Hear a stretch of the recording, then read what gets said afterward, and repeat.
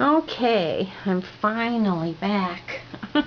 I've been still waiting to go. I got my surgery coming up in a couple of days for my oral surgery. And I cleaned my 30-gallon fish tank. I got sidetracked doing other things. Anyway, my plan did not work so well.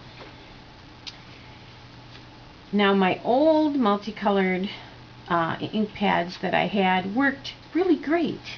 So I don't know why this is so hard to see, but I think one of the reasons is that I grabbed, I'll show you.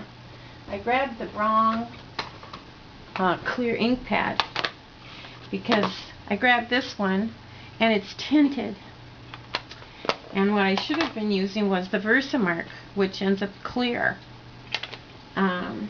And you can see that because I grabbed the tinted one, it's a little pink to begin with. And I think that the pink, especially with these colors, then it didn't stand out like it should have. Bummer.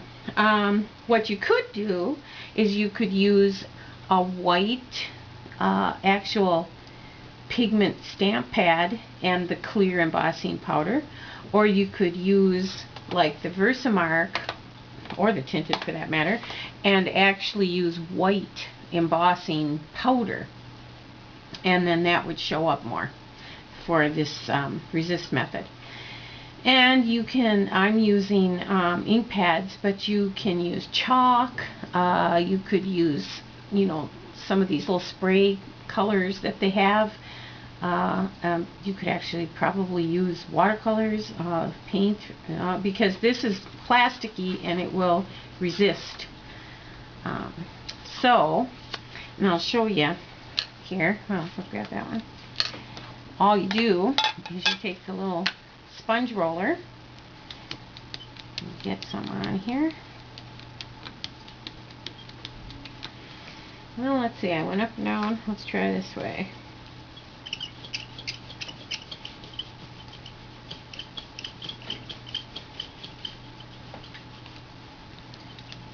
And it's this simple one, and that's why it was really cool. I wish I can't even find the multicolored stamp pads that I bought all those years ago.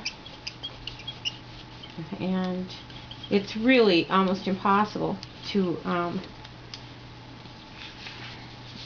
do refills on those, because there's like 5 colors in them.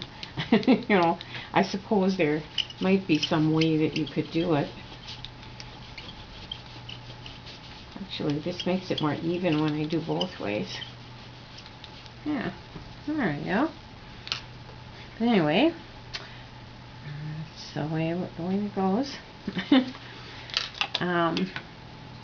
Let's see, what else? Oh, before I forget, on the handmade paper, the book cards I showed you, well, if you're using handmade paper for anything, you can kind of neaten it up, and you can trim it and cut it all so it's perfectly, rectangular or square or whatever you want to cut the paper for. I kind of like it having that kind of clunky look. And another thing you can do is, if you want it to be very flat, now you notice some of mine were, a little bit lumpy or wavy, or what do you say, buckly, but you can iron them with a little bit of spray starch, and then you can get them nice and flat. And like I say, you can get nice crisp edges on the handmade paper too, if you want to use a trimmer and cut it down. I had forgotten that, so I wanted to make sure I said that. What else? I think that's about it. I think I could show you my old stamp pads. This is what they were, made by Stamp It, and they'd have multicolors, and I have like 5 of them, but they barely work anymore. They're all dried out. So, and this was what I was looking for, and the closest we could find was this, and for some reason these worked better. I don't know why, but they did. So anyway, if you happen to be lucky enough to have these, it works really good on the resist method. And that's, I guess, it from here in Fargo. We're having flood watch.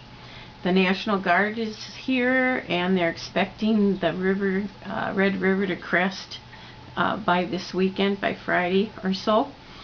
So it's been a lot of, Leah's been off sandbagging at her mom's, and they've let the kids out of college and the high school, like some of the high schools, I think, to go help sandbag. So it's kind of eventful up here at the moment. But in my little corner of the world, I'm just making pureed soups for after I have surgery and playing with cards. And I cleaned my fish tank. So anyway, I'll be back when I get them done. I'll show you what they look like when they're finished. Bye.